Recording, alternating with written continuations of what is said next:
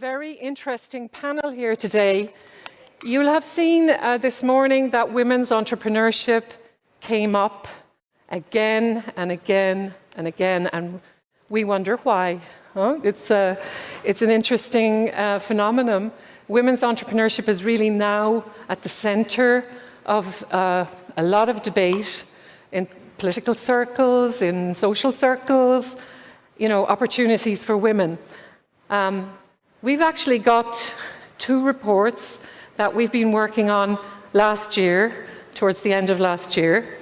Amanda Elam, who is here, is the lead author of those reports. Again, like many of Jem's reports, there's a lot of collaboration with the rest of our network. So we have multiple authors for this Women's Entrepreneurship 2020-21 report. We call it Thriving Through Crisis, which is an interesting one because it actually extends a kind of a certain amount of hope out there for women entrepreneurs. One would, yes, of course, women were very much up against it through this crisis, the pandemic. They're still up against it. But we'll be hearing, I think, from our panel a lot of additional detail on context and how women have actually been doing through the crisis. And Amanda will be pulling from our research to show you basically, yes, from a data perspective, what we have been finding. The second report is over there, just beside. It's all about impacts on COVID-19 impacts on women entrepreneurs in emerging economies. Because, of course, the COVID-19 crisis has been, particularly difficult where managing it is concerned for women. And so we were very concerned in, looking at emerging economies and seeing the extent to which we can present insights and indicators showing how women in emerging economies have been dealing with the COVID-19 crisis. So let me just very quickly introduce the panel. So we have Dr. Amanda Elam. She works with Babson College. She's a research fellow there. She's the lead author of this wonderful report that you see over there with bold women looking determinedly at their future. And then we have Eva Hamel, who's the UAE World Bank representative and gender lead in the MENA region. Then we have Professor Niels Shabrak, who is a women's entrepreneurship expert and GEM researcher for quite a few years now, in Niels, I should think, and really very passionate about the women's entrepreneurship area. She's been living here in the UAE for quite a few years. And then we have Winji Sampao, who is the Global Program Director of the Cartier Women's Initiative. The Cartier Women's Initiative is now really a major sponsor of GEM and its efforts, not only as regards women's entrepreneurship, but all of the work that goes into putting the global report together, which really, in order to collect that data takes a great deal of work. So we've been trying to put together with Winji a strategic partnership where we're finding kind of synergies together, and we're still working on it. It's evolving, but very interesting new relationship that we started up last year. Jayashri Wyatt, who is the Special Projects Manager of the UN Department of Global Communications. I was speaking with Jayashri just before the event. I already know that she's very passionate about the issue that we're going to be discussing today.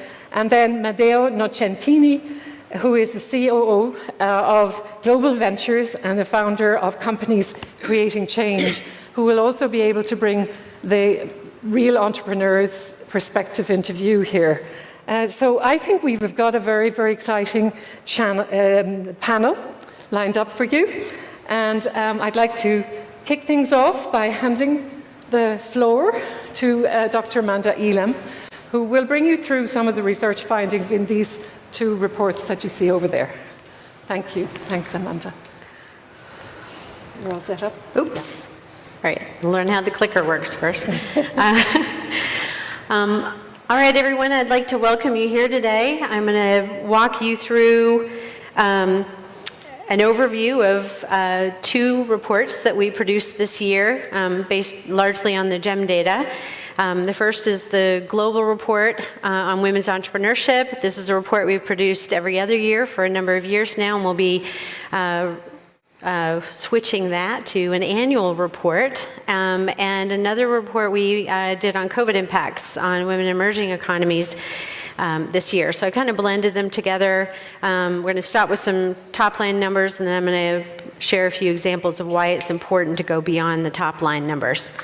So global participation for women today around the world, based on the 43 countries who participated in 2020 survey, about 11% of women participate compared to 14% of men. And that's a statistic that most people kind of stick with when they're talking about women's entrepreneurship. Women trail men. Women, are they advancing? Are they losing ground? And it's always those top-line statistics.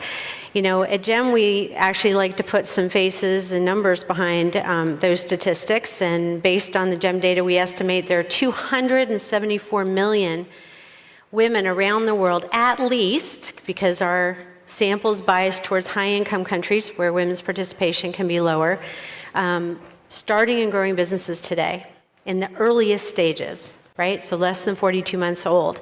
There's another 139 million women around the world today who are running established businesses. That's over 400 million women around the world involved in business.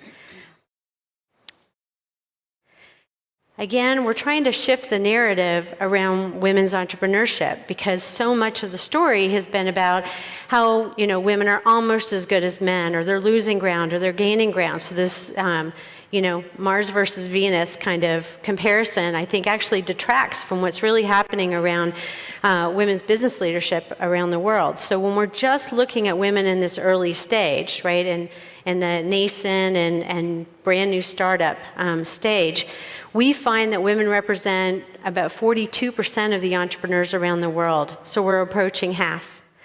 And that of these entrepreneurs, they're having a huge impact on their families, communities, on their nations.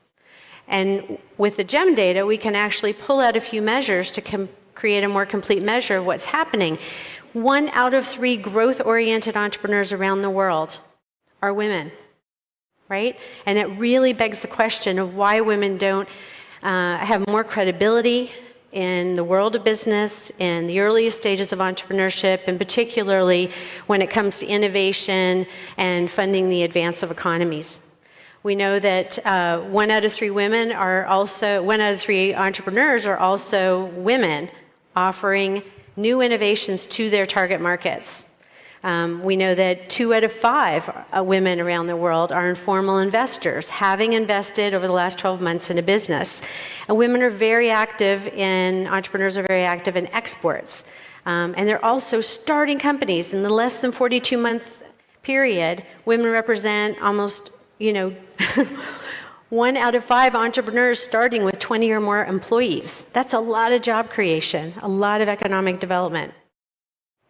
When we look to women in emerging economies, I think the data are really exciting there, because women are involved in entrepreneurship at much higher rates in emerging economies than they are as economies advance in terms of income, national income.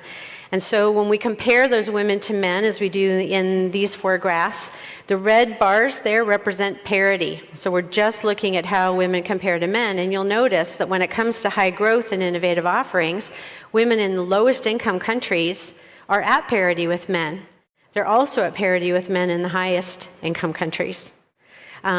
And I think it's really important to keep this in mind when we're looking at designing programs and policies to better support women entrepreneurs. Compared to women in higher income countries, again, these women in emerging economies are more active in entrepreneurship. Their businesses tend to be even smaller, right? Most businesses are small. Women are more likely to have small businesses. In emerging economies, there's a lot more micro enterprise.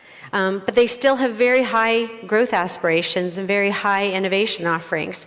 Again, they're often involved in export activity, and they are investing at higher rates than women at other income levels nationally.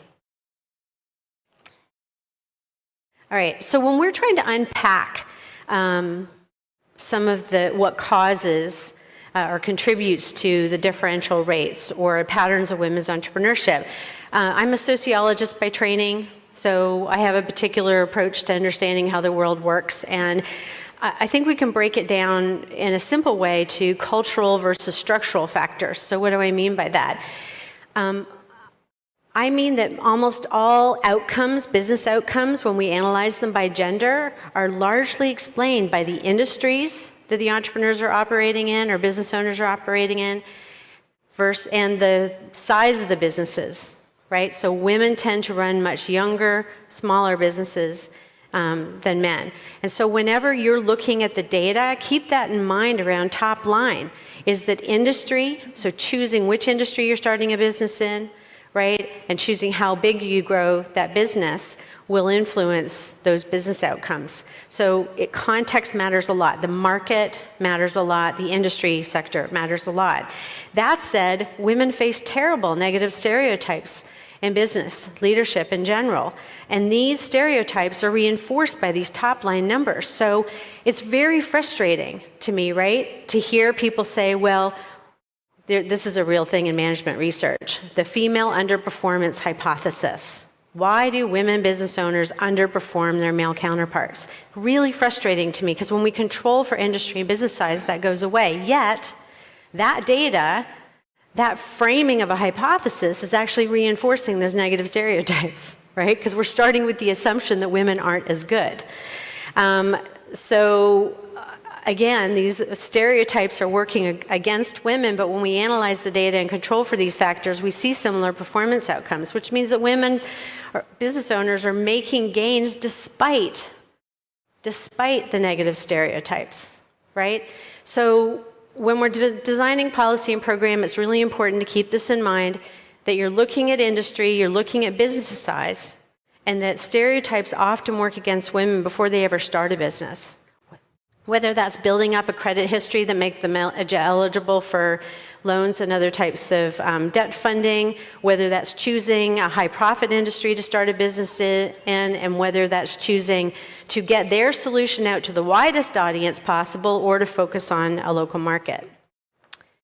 So, coming around to market focus, this is a measure in GEM that hasn't been used a tremendous amount, but I thought it would be interesting to share it today so you get an idea of what gender looks like here. So looking at gender by household income level, you know, right away you'll notice that in the lowest income level, women are more active at locally focused businesses. And we understand that. Poor communities, their business focuses are really, really local. And those businesses tend to be tiny. But on the other end of the scale, when we look at international market access, not only most entrepreneurs are not focusing internationally, but women are very active in this sector, along with men, at all household income levels. I think this is really an important thing to think about. What's the target market the entrepreneur's focusing on? Right? What is their local personal context? What can they bring to starting and growing a successful business? Our report this year also looks at some of the pandemic impacts by gender. Again, these are parity tables, and the blue bar there represents parity. And you'll see that when it comes to pandemic business closures, it was women in the high income and middle income countries where we saw women surpassing men and business closures due to the pandemic. And this is a really interesting figure. Low income, again, you're looking at women were less likely to close a business due to the pandemic. And when we're looking to explain that, I promise you, business size and industry are going to be two of the most important explanations. Because low income countries have very small market economies, right? It's the structure of the economy, the structure of the industry distribution that contributes to a lot of this. And we saw some data earlier today that looked at, the questions we included, asking about the difficulty of starting a business today compared to a year ago, and whether our entrepreneurs actually see a new opportunity out of the pandemic. Women in high-income countries are surpassing men in reporting a difficult business startup process now, but they're at parity in middle and low-income countries. And then with seeing a new opportunity, women are close to parity with men in high-income countries, slightly surpass them in middle-income countries, but in low-income countries, they see fewer opportunities. All right, so when we're looking again at emerging economies, one of the things I want to emphasize again about unpacking the top line numbers, with the GEM data, it's really important to understand that the number of countries, or the exact countries participating every year can vary. We have a lot of countries, high-income countries, that have participated every year, but otherwise we see some variation. The emerging economies are not well represented in this data set, and we'd love to see that change. And we have to unpack it because of the variability by country. So looking here, you'll notice that women in Angola were significantly more likely to report a business closure over the recent 2 months. This is in mid-2020, going back to 2019, than men in their country. And so what does that measure indicate? A more volatile economy, family demands that women are facing, maybe the sector they're running their business in got hit more by the pandemic. And then we see other countries like Morocco where it was actually the men who were more likely to report closing a business due to the pandemic. The findings are generally consistent with other findings on COVID impacts, but you can dig into the report and read more. So in terms of general recommendations out of the women's report, we are calling for better support for growth-oriented women entrepreneurs. When women start businesses, they're actually more likely to hire other women. So it isn't just job creation, it's job creation for women who are often kind of second in line for jobs in a lot of economies. Women are making a big impact today. Let's really focus on what business contributions they are making to the local economy, to their communities, their families, and find ways to better support the great work that women are doing. It's particularly important to support women in male-dominated sectors because that's where, going back to cultural factors, those stereotypes are most likely to be triggered, right? They're heavily invoked in contexts when one individual is the minority. And then we really are excited about these emerging trends in financing for women business owners, for female founders. We're seeing impact investors take a big focus on women-led firms. We're seeing women-focused investment. And of course, if any of you are familiar with the crowdfunding data, you'll know that women are great at coming up with concepts and product ideas that really appeal to the market. And this is something that's really important in the funding world, right? Investors invest in businesses where they think there's going to be a really big return. Interestingly enough, they aren't always focused on whether the founder's good at the market piece of the business, right? Whether they've got a product that's really going to sell. And so I think that's one area where we need to start better appreciating what women leaders are bringing to business startup and growth, and recognizing that they're very good at identifying products that will appeal to markets that investors may just not understand very well. And femtech would be one example. I think this is really important, again, when we're talking about women's entrepreneurship, to understand that investors today are missing opportunities by not investing in women-led and women-founded businesses. And finally, we really need to develop better policy to support women business owners, and not just like any small business policy is going to have a benefit for women business leaders just because their businesses tend to be smaller, but we have also done some research on family care, and we realized that this is a family situation, it's kind of not in the GEM data, but we know that women are impacted, their business activities are impacted, and so are men's by their family demands, and this pandemic has really brought that home. When we get into specific recommendations for the emerging economies, I think, again, one point I want to emphasize to policymakers and researchers out there around the world is we desperately need more emerging economies participating in programs like GEM, where we are measuring the informal sector as well as registered businesses. You can't make good policy if you don't really understand what types of activities are happening, and a lot of women-owned businesses are invisible in the registered business data. We also, I think when we look at the emerging economy data, we really see the need for entrepreneurship support programs for women that are focused on building networks, peer networks, and on empowerment. If you walk into the room and everybody in the room thinks you're going to have to prove yourself before they'll take you seriously, you really need to walk in there armed with a strong sense of confidence and, and the ability to really change some minds. And that just, that's part of what women are up against in business, is they get second-guessed, they get discounted all the time. So we really need better programs to help develop these innovation pipelines, and there's some great models out there. So I would draw your attention to the Babson Women Innovating Now Lab, to the Cartier Women's Initiative Fellows Program, to the Tory Burch Foundation Program in New York. And there's a free tool out there for those of you who do work in emerging economies called the Empowered Entrepreneurship Training Program, which was developed by researchers at Johns Hopkins in the C Initiative, where they're trying to really transform entrepreneurship education in these and poverty alleviation contexts.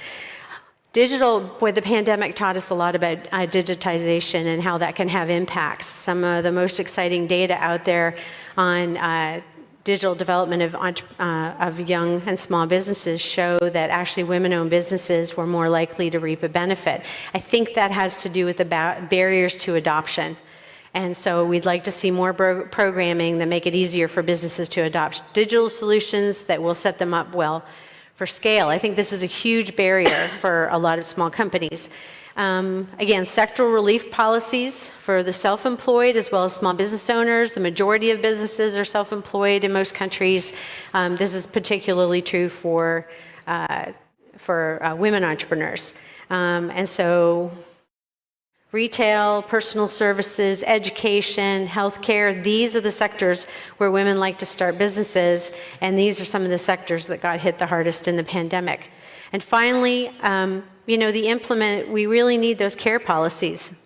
Self-employed and the tiniest businesses in every economy are left out of business relief programming. It happens all the time. I think we saw some great exemplars past year or two in the pandemic, where some countries tried to address that through their policy work, and it'll be interesting to see how that data pans out. And then earlier this morning, we had some faces to bring alive the fact that we're really talking about people here who are trying to create a better world for all of us. And these are the Cartier Women's Initiative Fellows that we featured in the Women's Report this year. And I just want to drive home that point, that women are starting and growing incredible businesses all over the world. And I'd like to put out a call to everyone to find better ways to support them succeed in scaling those businesses and get their solutions out to the biggest market possible. And I thank you. Thank you. Thank you, Amanda. Thank you very, very much. Most interesting.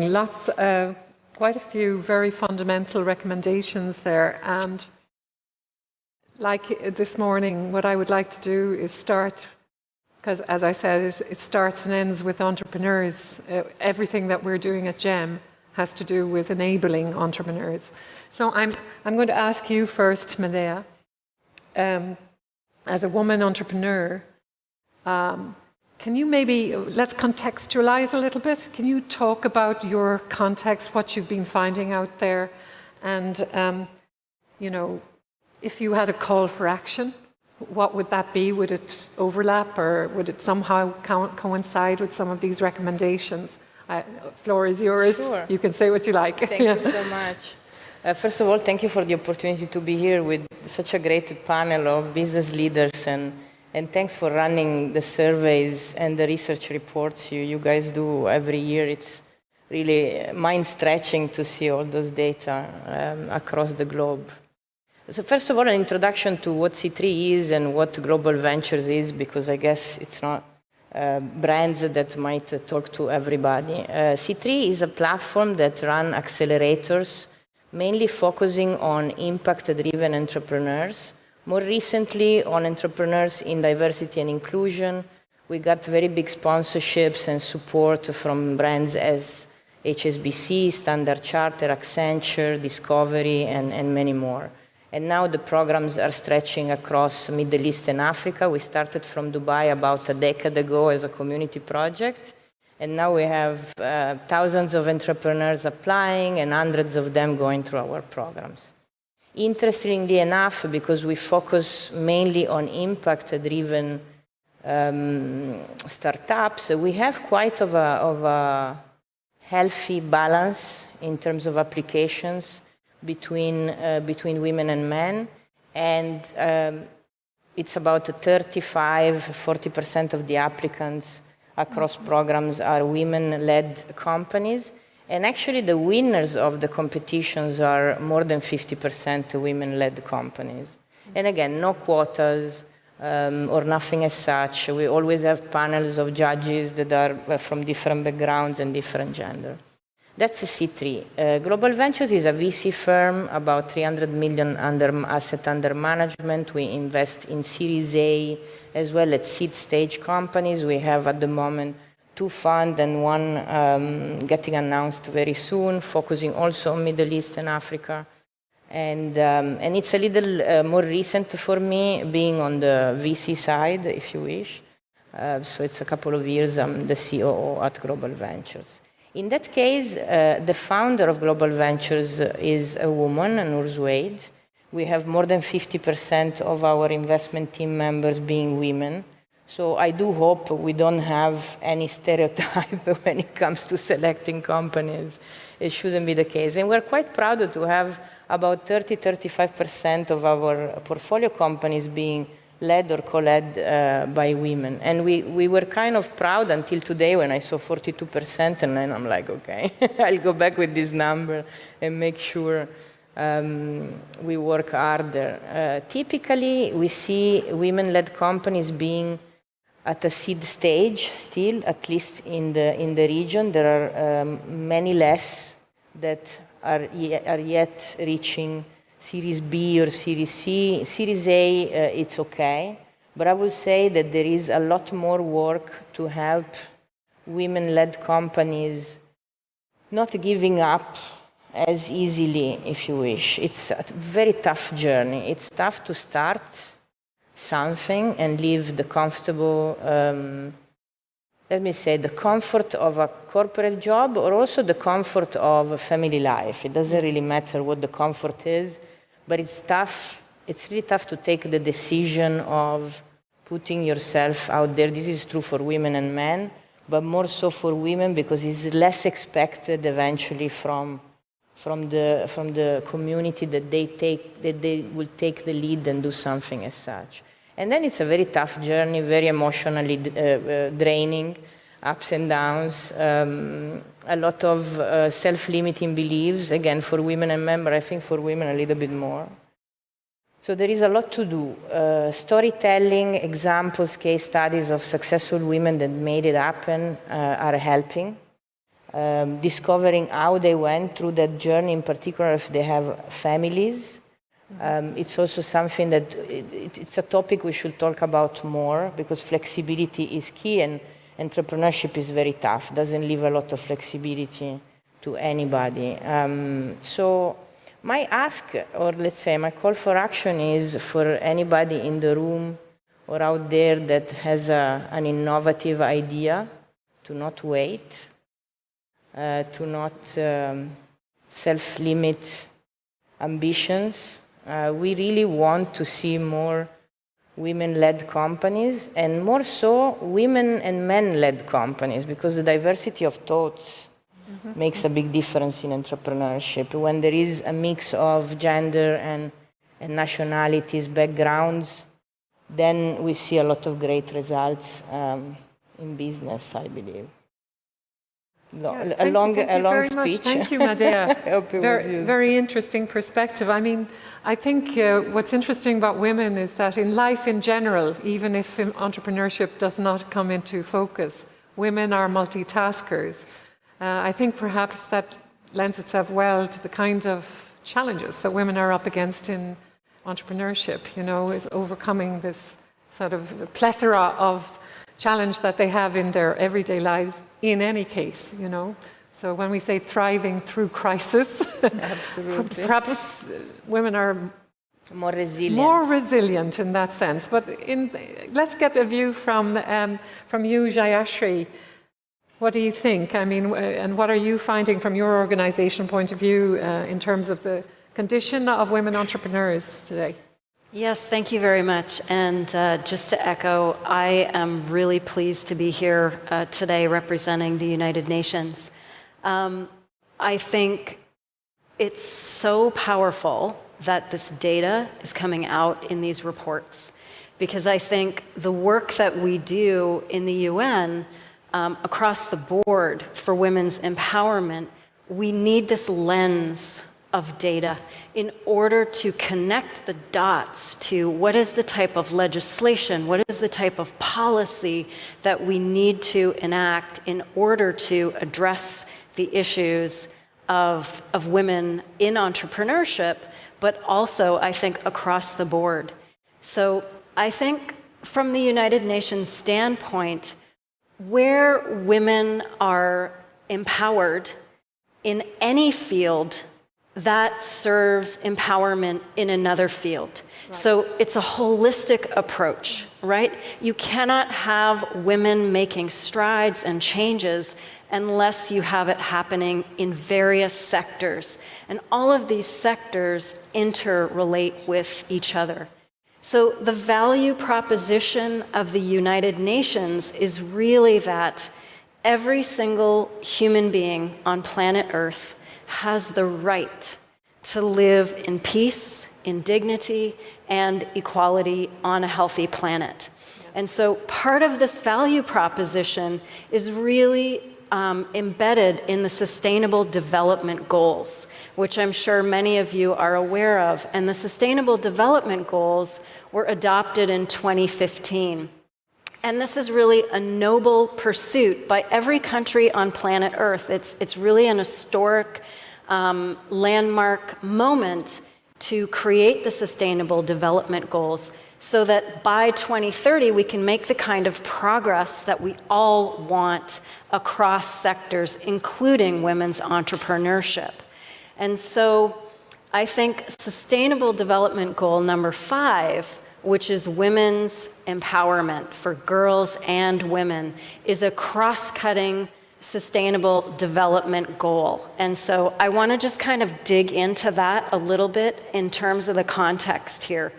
I think what we saw in 2019 was that we were not on track to reach the Sustainable Development Goals by 2030.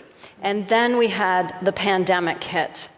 And so what we've seen in the pandemic, and I think some of the reporting really, teases this out and shows us some of the issues that are, they're deep and they're long-standing. They're not just a result of the pandemic. They've been exacerbated by the pandemic. And that is that women do the vast majority of childcare work. And women across the board on planet Earth suffer from violence against them. 1 in 3 women are exposed to some form of violence in their lifetime. This is what UN Women tells us. This was intensified during the pandemic, right? Absolutely. So I think this kind of holistic approach to understanding this idea that when women start a business, they have already been subjected to so many stereotypes. This is something that we all must bear in mind. So women need to take on roles of leadership in all kinds of places in order for entrepreneurship to also flourish. Girls need to go to school. right? If girls do not go to school, then how are we even going to be able to support them later on when we want to create programs for them to start businesses? If they're not going to school, there's a huge gap just right there. So governments and companies, it's all hands on deck right now to try to promote and empower women and girls. We know that about 60 million children are not going to school right now. And we know that about 15 million girls will never be able to learn to read and write. So how are we going to encourage them to take up businesses when we've got these kinds of global issues that are already holding the progress of girls and women behind? So I think my challenge to the change makers, the business leaders, the government officials sitting in this audience today is, what kind of policies can you enact right now in your businesses, in your sphere of influence, that can empower women leaders? Because we know that when women lead businesses and countries, they thrive. So that is my challenge to you. And I would like to also just add that Antonio Guterres, the United Nations Secretary General, he made a commitment when he became the United Nations Secretary General, and he said that he was going to achieve gender parity in the senior leadership of the United Nations. So this is Undersecretary Generals, Assistant Secretary Generals. This would be the equivalent of women in boardrooms. And in 2 years, he was able to achieve gender parity of senior leadership in the United Nations. So what I want to say is that women leaders are already here, but they need to be cultivated and they need to be brought forward. And if we can do that, I think in the United Nations, then we should be able to do that across the board.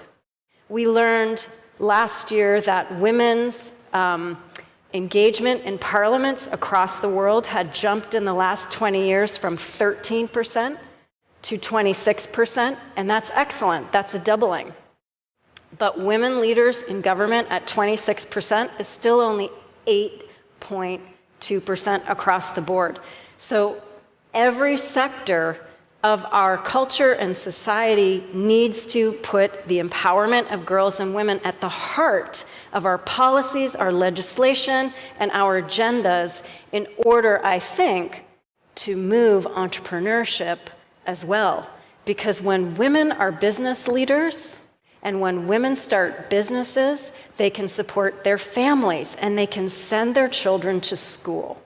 And this, to me, is what the value of women's entrepreneurship is. So, thank you. Thank you very much. I'm going to actually move to, yes, we're definitely getting, I said to the speakers, think about a call for action, because obviously Amanda, she extricates this from our research, but coming from the knowledge and experience of the group, it's very interesting to see the level of passion and the level of conviction behind I asked for people to think about this call for action. So it's really interesting. I'll switch to you, Eva, at this point to kind of complement maybe this sort of overview on context.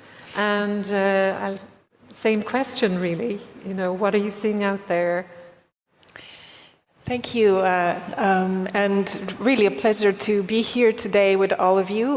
Thank you for including me in this lovely panel. I lead the World Bank's work here in the Gulf, and I'm also the lead for gender-related reforms.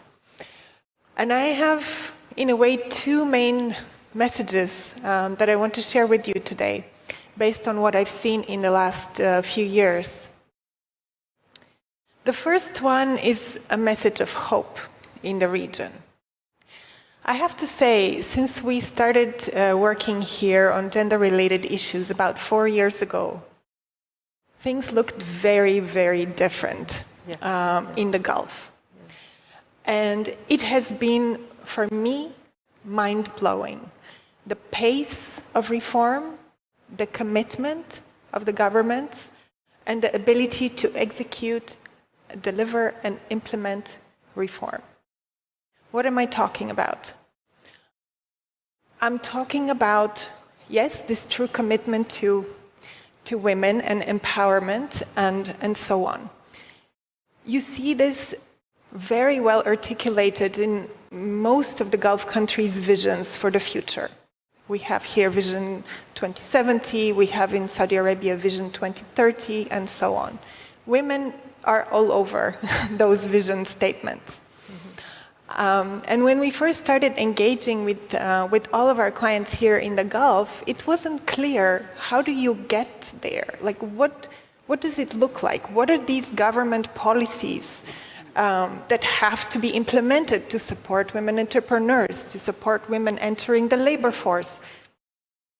We all hear the rhetoric, we all buy into it, we all super supportive. But then, when it comes to actual ideas, okay, what does it look like granularly? What does it look like for a government, for a private company?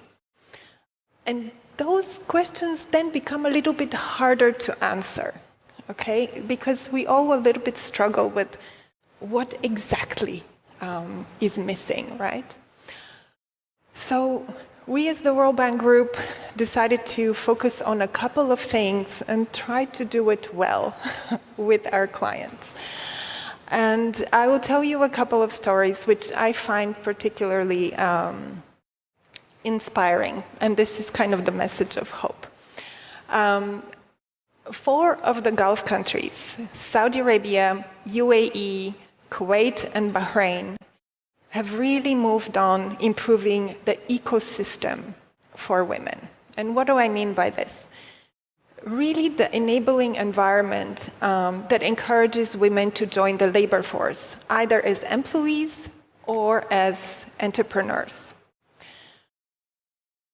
Saudi Arabia and UAE have really been at the forefront of this, and they really set the tone. So in the last 2 years, both countries implemented really ambitious reform packages, lifting legal barriers to women. I'm talking about changes to the personal status law, which lifted restrictions on women's mobility. They both made women able to be head of households the same way as men. There were changes to the labor law. I'm sure you've all heard about these. We're talking about provisions mandating equal pay for work of equal value. We're talking about parental leave, which is for the first time was introduced in the entire Middle East, here in UAE. So now, fathers in the private sector are able to take a week off when they become fathers. Does it meet sort of the ILO standards? Maybe not yet, but it's a first step. It's sending a message. I'm talking about provisions in non-discrimination in employment. I'm talking about banking regulations mandating non-discrimination in access to finance. We heard about, struggling to obtain finance as entrepreneurs, and all the discrimination that happens there that is, unwritten in a way. So these have been groundbreaking. 4 years ago, I would say these changes were a little bit unthinkable.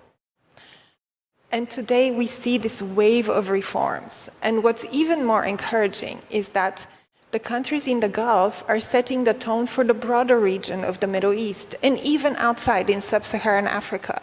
We're seeing Egypt, Tunisia, Jordan, Morocco, sub-Saharan Africa, Senegal, Mauritania. All these countries are looking to, oh wow, UAE did it. Oh wow, Saudi Arabia did it. That is great. And these are great stories of reform that we are seeing here in the region. And I have to say, the leadership in these countries is truly committed, and they are looking for these concrete ideas they don't need to be convinced to empower women. They are convinced. They're leading the way. So I think for us as policy organizations, the onus is a little bit on us to encourage and give the ideas that will enable these leaders to implement and make things happen for the women. I've also been very encouraged by organizations like Aurora 50, who many of you probably know here in UAE, who again, they are working at this granular level to build up women in a way that they are fit for the private sector, to be on boards, to meet the UAE's mandate to have one woman on every board. That's a great mandate. But I was talking to Diana Wild a few days ago, and she said to me, you know what? Yes, we need women, but we need good women. You cannot just push a woman on a board because no quotas. exactly. Yes. You have to have competent Yes. women who actually can add value. You also don't want to burden the private sector with this mandate. Take a woman, sure, but she has to be up for it. She has to be ready to meet that challenge and add the value that is expected. So there is also this organic process of building up the women, not just the confidence, but the skills, the actual contribution that they need to make in a way that is, truly meaningful. So this is the story of hope that I am seeing in this region. If you take a step back and look at the world, and I'm going back to your findings a little bit, there's so much to do. In the World Bank, we look at legal inequality around the world. And what it looks like now is women have 75% globally of the legal rights that men do. On paper, 75%. If you look at the Middle East, 54% of the legal rights. And then you wonder, okay, why aren't women, getting jobs and Empowered. starting businesses? Well, on paper, they face twice the restrictions that men face. So what can we do? Okay, we have to work with these governments to help them lift these restrictions and create the ecosystem that you were referring to support and boost up the women. And I'm happy to share some numbers with you. So, for example, looking at some industries, there are 74 economies around the world that prohibit women from working in the same industries as men. Okay, that's something to think about. Yes. Over 100 economies still have no legislation mandating equal pay for work of equal value. 100. In 66 economies, women cannot retire at the same age and with the same benefits as men. The same. So, and there are many more statistics like this. I don't want to overload you, but there is so much to do. And I think this region is really moving ahead, and it's come a long way. And there is more to do. And globally, there is even more, and the picture is, not super pretty. So this is just to start things off. I'm happy to continue later with some more remarks. I think we're getting a very interesting global perspective here. I turn to Winji now. We have set up this strategic partnership. It's brand new. This is the first report that we've produced with your support. It's been a great journey with you so far. I'm very interested because corporate responsibility, as I said this morning, is very interesting to me. I've been studying it for years. Why women's entrepreneurship for Cartier? Yes, so thank you, Eileen, for the question, and thank you, everyone, for having us as part of this panel. Impact entrepreneurship. The Cartier Women Initiative was actually started 15 years ago, and it was very much originally inspired by the fact that we saw amongst women impact entrepreneurs many of the same values that Cartier really treasure within our maison. And I think earlier today there was a mentioning around entrepreneurship, leadership skill. Actually, I think it was you who mentioned it, and how that draws parallel with entrepreneurship. And for us, because of the values that we saw women entrepreneurs exhibit that are similar to Cartier internally, we felt that they really were deserving support, especially since they were trying to solve many of the world's biggest challenges around the UN SDG goals. And so our program is designed to support women impact entrepreneurs solving some of the world's biggest challenges, and the skill set around creativity, innovation, boldness, taking that extra step for internalization and scaling up of a business. That's why we pursued this venture. So we have we have several of your fellows from your fellows program for women entrepreneurs. Can you maybe explain to everyone what is that program? Why is it in place?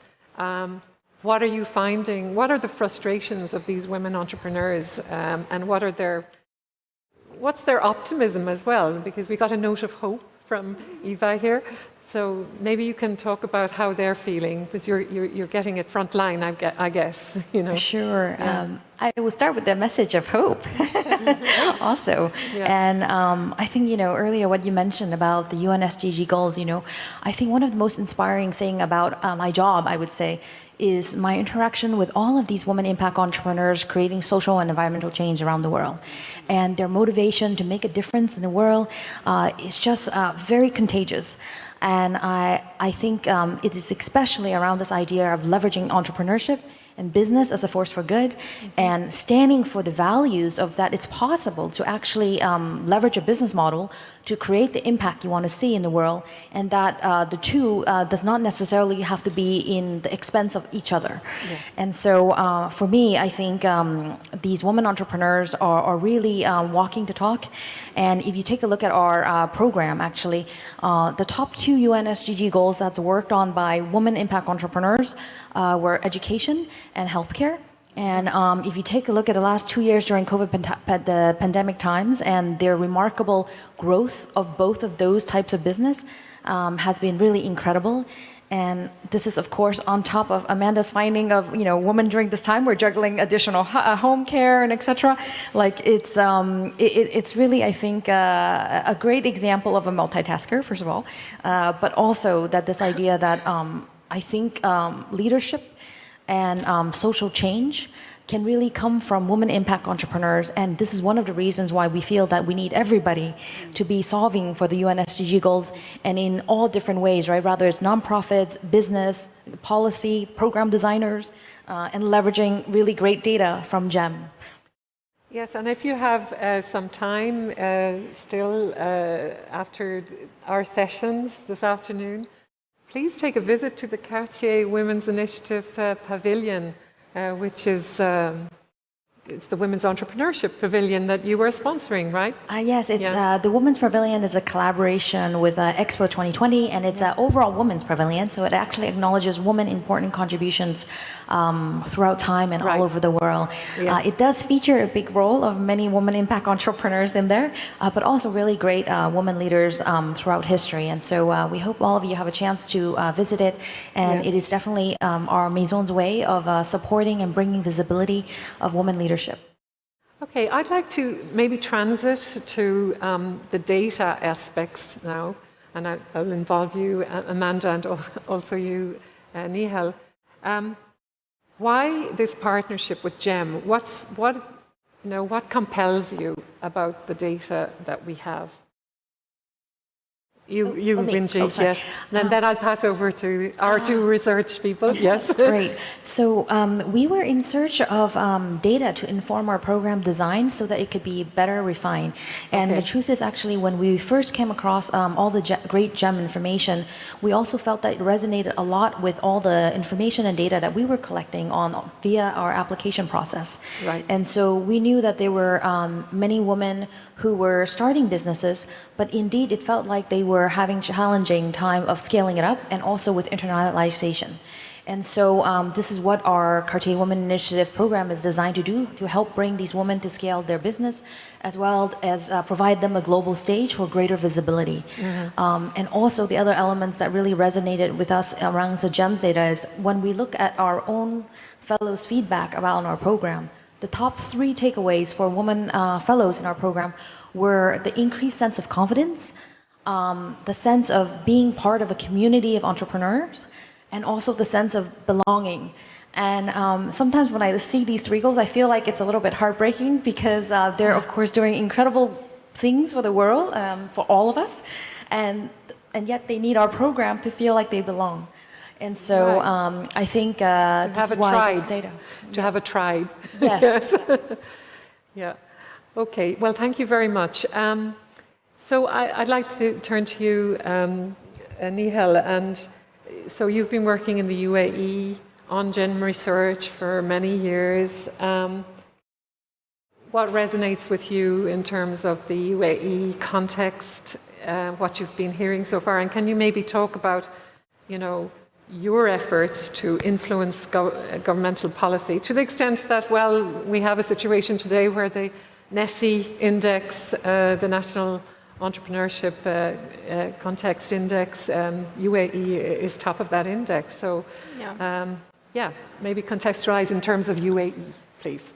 Well, I think first we heard a lot today. Yes. And I think we overloaded the audience with so much information that they can, reflect upon. And I think I totally agree with Eva that the region actually went through dramatic change. I mean, I'm here in the UAE since 2011, and the pace of change is it is really, dramatic. Things change and move very quickly. And I think also, and I totally agree that even though women, and this is of course something which we observe at, globally, but there are still obstacles for women, okay? Even though there are a lot of, structural reforms, regulatory reforms, there are still obstacles. But these obstacles, and that's where actually I call everyone actually to think about, they are like a mix between individual and cultural. Yeah, cultural would cultural be and individual. The shift doesn't happen so easily. Exactly. Like when it comes to regulations, when it comes to programs, and mainly in the UAE, there is absolutely nothing that could prevent or hinder any woman, to start a business. Right. Nothing. Yeah. So the question is, okay, why do we still have this gender gap? And I have been working with entrepreneurs in the past few years as programs director, then the CEO of the UAE Science and Innovation Park, and most of my entrepreneurs were women. I have been working with almost 80 to 90%, women entrepreneurs. And they had all the support. But then actually when it comes to their aspirations, Their own, yeah. do they really want to have a business? That's my question. That's where I have a question. I'm not sure that women want to start a business or even to grow a business. And these aspirations, individual aspiration, could be. I'm not saying that they are shaped, but could be somehow influenced by some cultural, very like hidden cultural aspects. Because, you know, there is a French sociologist called Pierre Bourdieu. He's talking about a phenomenon called habitus. So actually we grow, and we have limits, but those limits are invisible. We don't see them. Okay? And they are like somehow shaping in a structural way our behavior. So maybe those aspirations could be somehow affected by these habitats, okay, where actually we can find the cultural aspect, okay? But at the same time, I believe that many women don't necessarily want to be entrepreneurs or like to start a business, because being entrepreneur is something which is wider. So what is important now to conclude is the following. It's very important that everyone, women and men, have all the conditions to be able to do what they aspire to and what they believe is important for them. And then leave it to them to make the decision and to take the path they want to follow. I mean, I still remember when I was teaching in the DBA, one of my students, who is an Emirati senior, she has a senior position, and she was offered a position in the board. Because in the UAE, we want to have a woman in every board. And she told me, I don't want to be in the board. I mean, I was offered this position, but I don't want to be in the board. So again, this is a question that we need also to raise. What do we want as women? Yes, when offered the choice, what Exactly. will the woman choose? So I turn to you, Amanda. I mean, there's been a lot said, but what's been running through your head in terms of GEM research and maybe even the future of our Women's Entrepreneurship Report and orientations for the future?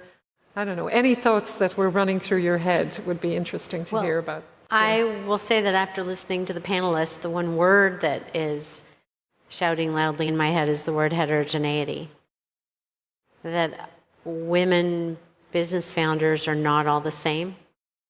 That we're defined largely by the context in which we're starting businesses, and that includes how resource rich or poor the environment is, the types of culture we grow up in our families, we continue to live in with our families, and how that shapes our own experiences.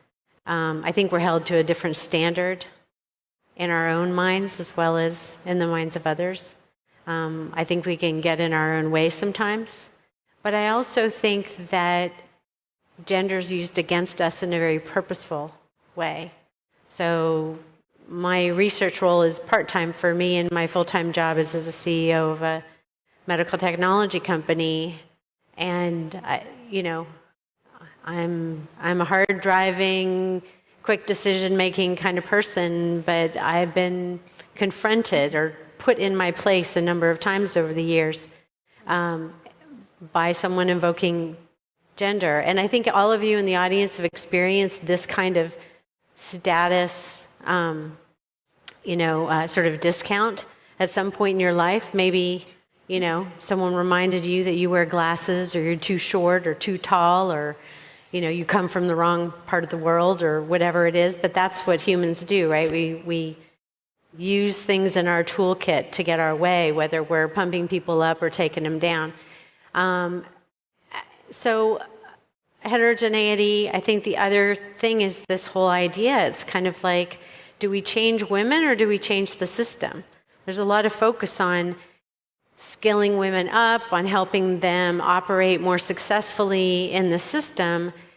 But honestly, women don't like the rules of the system. That's one of the things that's happening. So in venture capital, women are forming their own venture capital investment firms because they don't like the way a lot of global VCs run their portfolios, right? Where they're accepting the big fish story.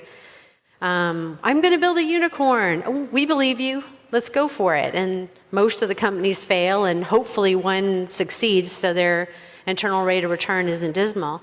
But when women run investment firms, they really run them in a very different way.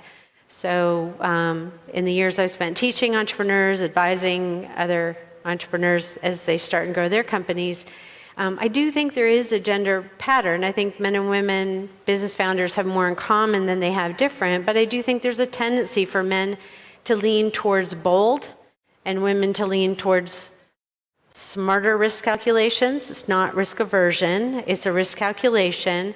Women tend to kind of converge towards the mean. On average, women-owned businesses, women-led businesses tend to perform slightly better than men, I think, in most industries. And successful entrepreneurs are bold and smart. So when I'm teaching students, I'm trying to get them to think well, but also be bold. So that's kind of where my head is at right now. Really interesting. And I see Medea over there running over, what's been said so far. I'm going to go back to you, Medea, and ask you for your reaction, especially to what Amanda has just said. Yeah, everything resonated very well with me because we see things that are very similar across the globe, frankly, and we all thrive for diversity, for inclusion, for equity. Well, what about this issue that Niels brought up, which is that women are choosing to do other things? They don't necessarily want to be entrepreneurs. And what do you think of that view? I don't have data in my hands, okay, so, data, so it's difficult to tell, yes. But I had often the same feelings. Right. In particular, and maybe there is something even before we start businesses, but even at the very beginning, and in so many panels I've been asked why a business fail. And initially we will give a lot of different business reasons. The reality is that a business fails when the founder or the founders give up. That's really what it is across the board. And I will say often women give up a little bit earlier than men for some reason. Again, I'm not a psychologist. I'm not sure if it's a self-limiting beliefs or culture. It would be nice to dig into those data one layer more to understand the drivers of those data from an individual and from a community perspective. But as an entrepreneur, when we start, we get so many of those random comments on, why are you doing it? Are you sure it's a good idea? Is it the right geography? Is it the right value proposition? Do you have a market? Will people pay for it? There is an infinite set of question marks that come from wherever, yes. From moms, from friends, from husbands, from business leaders of different genders. It's very tough. It's tough to keep self-motivating ourselves, in particular at the very beginning. Then once either we get a sponsor or a big client or some recognition or anything that kind of let us think, okay, I'm not doing something completely crazy. I have a community that believe in similar things, like-minded professionals. Then it's easier. But that period of time is very critical, and I don't have an answer. I don't have data, but I've seen a lot more women giving up a little bit earlier than men for some reason, and maybe because they have more excuses, or maybe because they have a tougher time. I am not sure. Yeah, I mean, I have studied a lot of strategy in organizations, for example, and one of the findings, and did a literature review at one point on cultural change within organizations. The single and most resilient thing in organizations is culture. So when you have a bad one, it's actually, no matter what the top management does, it's very, very difficult to change that. Say if there's a toxicity in the organization, to change that toxicity. And it leads to a situation where often corporations let go a lot of people and then they re-recruit, so this is in management. And it begs the question whether, well, of course, in society, pretty similar, culture is very resilient. It's been there for generations.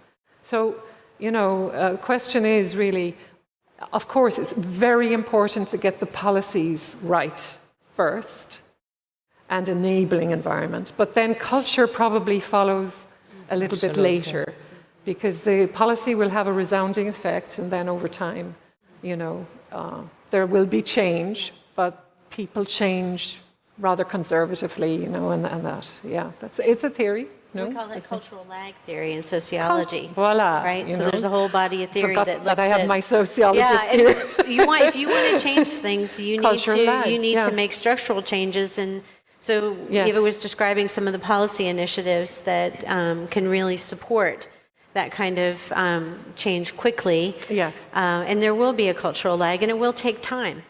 And that brings us back to what Stephen was talking about in the global launch, and that is educating youth. Some of the most profound programs we're seeing now are educating women and girls.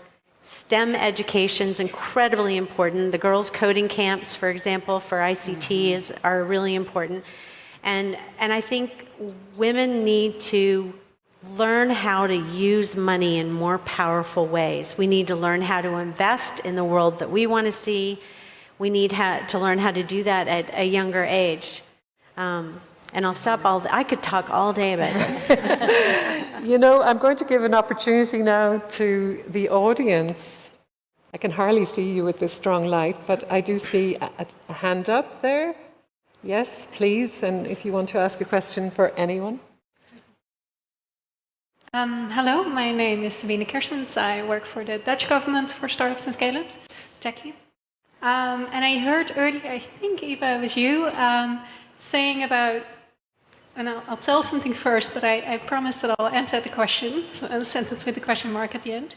I heard something about women and about minimum numbers, so putting people in power positions on quota, and that we also want to educate our women first to make sure that we also don't want people to fill in positions when they're not ready for it.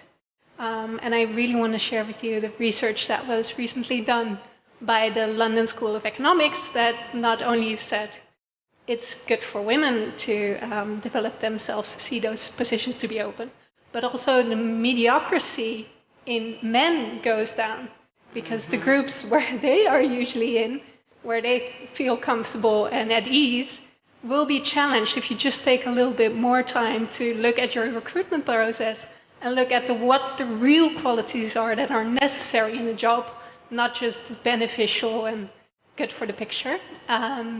So it's not just that we're fighting for women's rights, but it's also that we're fighting for our men to raise their own level.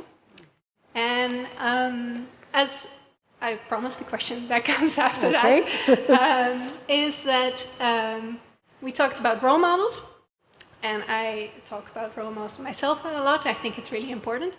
But what's also important is giving women more money. And right now, that's still often done by VCs that are quite male and hinting at mediocrity, but hoping to make a change there. What do you think are steps to get more money available, more venture capital, more angel investments, early stage funding available for women if the VC world continues to be men and continues to appoint men? And are there initiatives that you see that can change that today? Would you like to kick off? Yes. I do research in this area. I think that for a long time, women have been, in the investment world, have been trying to change, the gender ratio in the investment community, particularly in venture capital. And I don't think it's worked very well. So the key trends we're seeing that are emerging that really seem to be helping women scale businesses rapidly with funding, with private funding, are impact investing, women-focused investors, and crowdfunding. So those are three categories of funding that have been successful to date and are growing wildfire around the world. I would love to add a comment on this, considering I'm working in the VC space. We have investors that are mixed, women and men, in our own funds.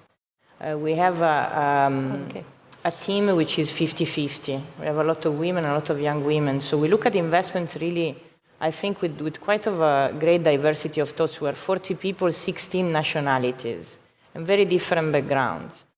Our pipeline is still not balanced. We are struggling, and I would love to show you the graphs. We just discussed that yesterday in our offsite, because we put, again, having a founder which is a woman and being all women and men, I mean, it's about 50-50. We really want to make a difference there, although we do it with a business hat and an investment hat. We need to create returns for our limited partners. It's not easy to find pipeline of women founders, at least in the region we're looking at right now. It's always short of a 20%. And then we start thinking about, okay, are we defining it as everybody else? Is it women-led, or it's okay if a co-founder is a woman? And we felt like, okay, let's include the ones that have a co-founder. But still, and I don't know why, because frankly, there are plenty of programs, there are plenty.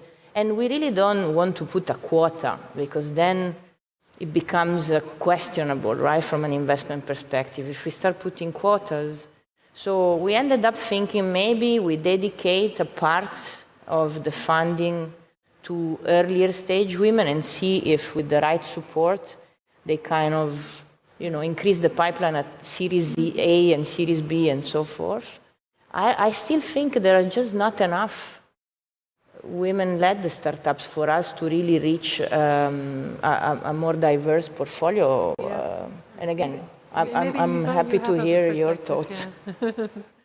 Yeah, well, I think on your question on the problem with investment and women-led entrepreneurs, I think sufficiently answered. But I want to get back to your point about women on boards and all those quotas and reducing the mediocrity on the men's side. I think that really resonates. I mean, I see it with my own kids, to be honest. I think when the girls kind of are pulling up, then the bar for the men goes up as well. And that's exactly, as you said, we're all benefiting from that. Now, the story with the quotas, it's a little bit controversial whether we want to have quotas or not. I think UAE is one of the few countries that introduced a quota for women in boards, but most countries don't have it, and they want to have like this gender-blind approach to hiring, which I think needs to be the aspiration, and kind of, okay, if you're a strong candidate, man, woman, whatever you are, here is your seat.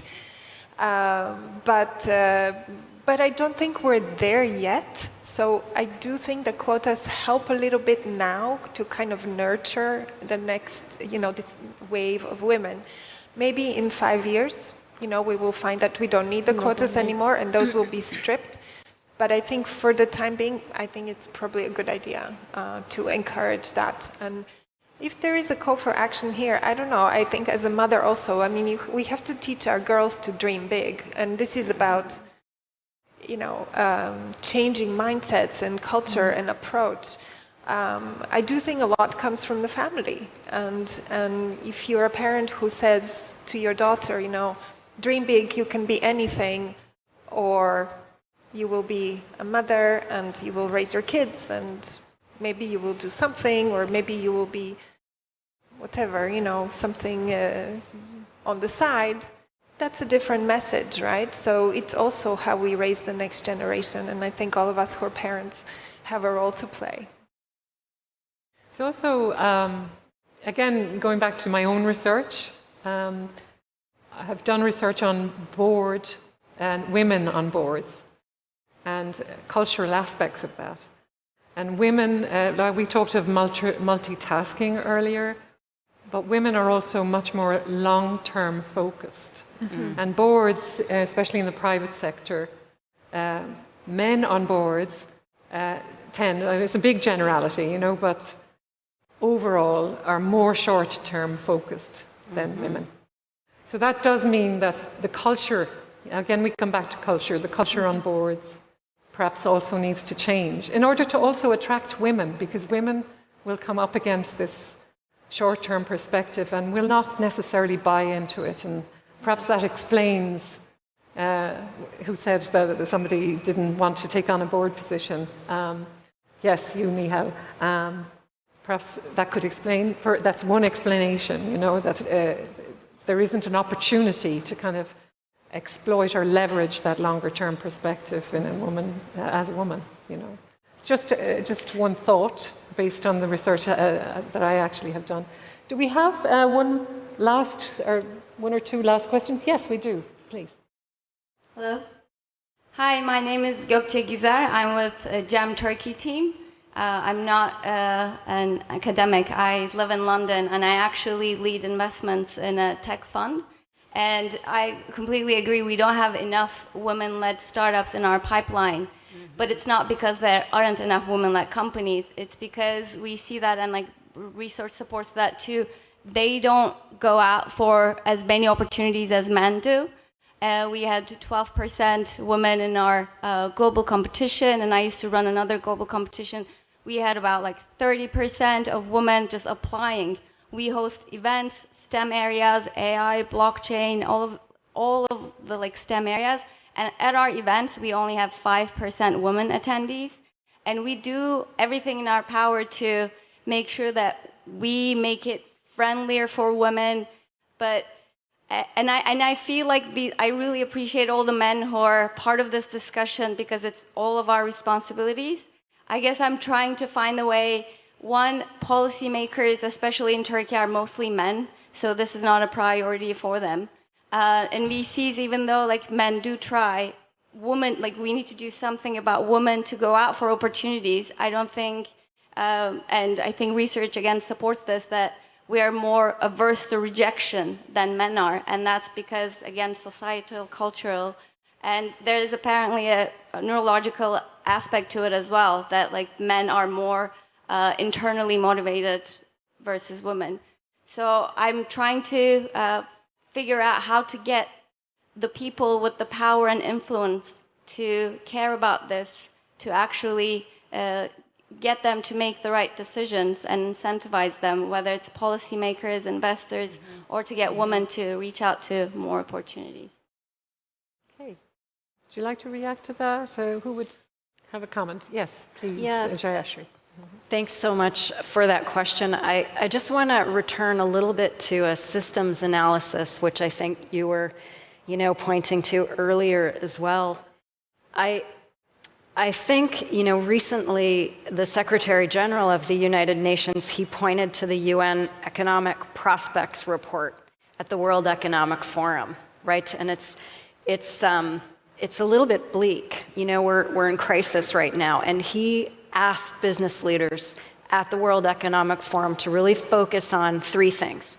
The first is dealing with the pandemic. The second is climate change. But the third is really important, right? And what he called for was a complete reform of the global financial system, right? And so I think when we're looking at systems, and the reason why it's sometimes an inhospitable environment for women, right? These are structures and systems that have built up over time through a primarily patriarchal world. And so we're in a transformative agenda right now, which is, again, the SDGs, and everyone sitting in this room is part of that transformative agenda. And so bringing a woman onto a board, I would say not just one, like we should be shooting for parity across the board. So I just think looking at a systems reform is really important. And I would just say also, in these male-dominated areas, which are governments, business, academia, it's everywhere. I think male leadership needs to step up to the plate as well. Right? Because empowerment of women and girls is good for everybody, as we know, and the data already shows this. So I would just say that that systemic look is where we need to really focus across the board in different sectors. And I guess the last point that I would like to make to this, which is sort of a corollary, I would say, as I continue to look at the data, out there, we know that women still make 77 cents for every dollar that men make. And right now, we know that the progress that we're on track for right now, that will not rectify, i.e. we will make the same dollar for every dollar a man makes until 2069. That is too long. That is too long. When you talk about barriers to entry, we don't have the capital as women sometimes either, right? And so investments are the key, I think, by governments and business in developing and cultivating women. And the last thing I would like to say is that I think feminist scholarship also shows us, right, that as women enter into the private and public spheres, we enter into business and education and academia, as we're making those inroads, the other piece is that men also need to take up things that have not always been for men, which is childcare and supporting families, right? Because if we look at the proportion of childcare that women do comparatively to what men do, it's quite shocking. So I would just say, I just want to share one other piece of information that I found mind-blowing. PBS noted in the American situation in 2021, they reported that if women in the US were paid a minimum wage for unpaid household work and childcare, collectively, they would have earned $1.5 trillion in 1 year. Mm-hmm. So why is that not valued also? Right? And so I think this balance is something that we have to achieve. We need to have more investments in women, but we also need men to also move into the sphere that women have typically inhabited as well. And that is where I think we're going to see change continue at the level that we really need it to. Thanks. Thank you. Thank you very much, Ayashri. We're going to have to end it here. I mean, I think I could almost go on all evening. There's so much diversity here in opinion and points of view. However, I'd like to end perhaps in just thanking the sponsors that made these two pieces of work possible. Babson, for one, is a founding organization of GEM and has literally poured in money over the years, several million to GEM. Remember, we've been around for 23 years and Babson has stuck with us through thick and thin. The Cartier Women's Initiative, I mentioned earlier. The Women Entrepreneurs Finance Initiative, which is part of the World Bank Group, which obviously has strategic interest in these issues that we have been discussing around financing for women. Smith College, that has for several years now also been supporting, Smith College in the United States, also been supporting our women's report. And then the College of Management in Freiburg in Switzerland, where I live. We have a GEM Switzerland team, and they are forming a center around women's entrepreneurship and SDGs, which also came into our conversation.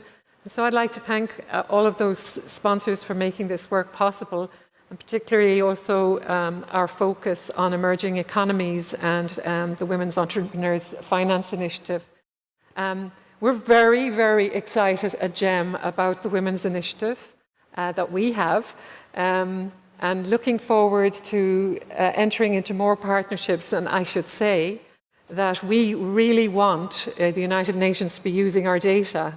And we're looking for partnerships there and more partnerships with the World Bank if possible. And if you can in any way enable that, facilitate that, I'd be very interested in having more conversations with you about how we might make that happen. I mean, we already have a record of our data being used, but I think we have more than proven today that GEM data has a lot to offer, and probably at different levels within within these organizations that you represent here today. So thank you very, very much for listening. I hope you learned a lot. Well, I certainly did. And I look forward to seeing you at the SDG-related event, which is in half an hour's time. So enjoy your coffee, and thank you very much. And to our panelists, thank you.